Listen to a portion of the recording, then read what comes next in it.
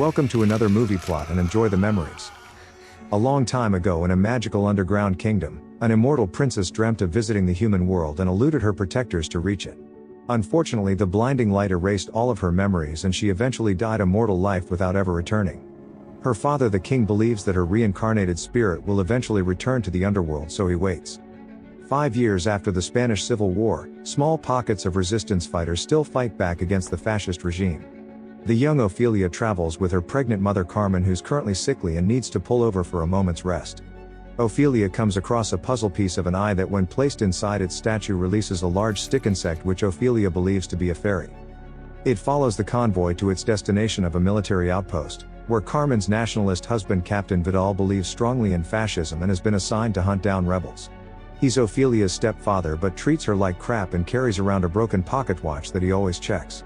Ofelia is soon lured by the stick insect to a decaying labyrinth that she attempts to enter, but is stopped by Vidal's housekeeper Mercedes, who takes her back to her mother. That night, after Carmen has a visit from Dr. Ferreiro, we see that he conspires with Mercedes to smuggle medication out of the camp. She has access to Vidal's war room, which has kept the rebels a step ahead of the nationalists, while Vidal's shown to care nothing for the health of his wife and only for that of his unborn child. In a demonstration of how vicious the captain is, he interrogates 2 men found in the forest armed with rifles. They insist they're just farmers hunting rabbits, but Vidal brutally bashes in the son's face in front of his father before shooting them both dead. His officer then finds evidence of the hunter's innocence in one of their knapsacks, but he doesn't seem to care. The insect visits Ofelia in her bedroom, where it mimics her fantasy book, transforming into a fairy. It leads her through the labyrinth and down a spiral staircase where she meets a faun, who says he's been waiting on the princess's return for a long time. He believes it's Ofelia, and says that the labyrinths were built by her dad to act as portals in preparation for her return. He gives her a book containing 3 tasks to complete in order for her to gain the immortality to return to the underworld, but its pages are completely blank and the faun disappears without any further assistance.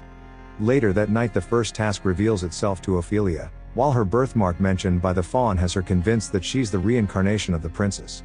The next day she follows the story in the book to a giant tree stump in the middle of the forest. She climbs inside and gets covered in large insects while making her way to the center. In the heart of the tree she finds a starving frog surviving in the dying roots and feeds it some of the bugs, which is an appreciation it throws up its insides, completely deflating and revealing the first reward of a golden key. Meanwhile, Vidal's alerted to a rebel campsite nearby and rides out with his men to go hunting. He finds no resistance fighters, only the remnants of a recently extinguished fire and a vial of morphine that only a doctor could obtain. When some of the townspeople attend dinner at the camp, Vidal insinuates that he's on to Ferreiro, but the attention's directed towards the captain as he's questioned about his father's watch. The story goes that in his final moments he broke it on the battlefield so that his son would know the exact time that he died, but he's since repaired the mechanism and has an obsession with outdoing his father's accomplishments. Mercedes leaves to relay information to the rebels, but Ofelia exits the tree and is found by her first. She's taken to get cleaned up, but instead of attending dinner she asks the insect to show her the way back through the labyrinth. The faun greets her at the center with a piece of magical chalk for the second task and tells her to keep the key as she'll need it. It's only now does Ofelia question whether she can trust the faun, but he assures her that she can. The next day Carmen's illness has got worse, and Vidal's now rationing the townspeople's food to further prevent aid to the rebels. Ofelia tries to start the second task, but the book fills with blood as her mother's pregnancy takes a turn for the worse. Vidal's informed by the doctor that she's in a bad way, but he's still only interested in the health of the baby. That night Mercedes takes some supplies along with Ferreiro to deliver to the rebels, where the small band of resistance is led by Mercedes' brother Pedro. He takes them to their campsite in the mountains, where she hands out cheese and wine while the doctor amputates one of the wounded soldier's legs. Meanwhile, the faun sneaks inside Ophelia's bedroom to hear that she couldn't complete the final task because of her mother. He gives her a mandrake root and instructs her to keep it under Carmen's bed and a bowl of milk and blood to ease her illness. He gives her a pouch of fairies to guide her to her second task, where he says that a monstrous creature awaits to tempt children with sweets. Ofelia uses the chalk to create a door in the wall that leads to a hallway surrounded by murals of the monster's victims. At the end's a dining room that sits the pale man motionless in front of a grand feast with a pile of his previous victims' shoes. Ofelia takes out 3 fairies who direct her to the incorrect keyhole as a test to see if she'll choose the right one or blindly follow.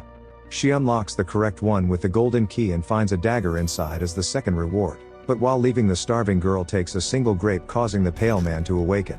He inserts his eyeballs inside his palms and tries to attack Ofelia, but the fairies distract him, giving her a chance to make it back to the door, but it closes and won't reopen. The pale man catches the fairies and chomps their heads off before returning to chasing Ofelia, but she manages to elude him by creating a trapdoor in the ceiling and escaping into her bedroom. The next day Ofelia brings the mandrake to life with a bowl of milk and puts it under Carmen's bed before feeding it the blood. It immediately makes her feel better, which the doctor relays to the captain, who Ofelia becomes aware of his intentions when she hears him tell Ferreiro to let her mother die if it means saving the baby. They're then alerted to an attack on a supply train nearby and ride out to hear from the conductor that the rebels derailed the shipment but didn't take anything. The resistance use it as a distraction and the key for Mercedes to raid the outpost and steal food while the soldiers are gone. The nationalists return and chase the rebels up the mountain while killing a few in the process.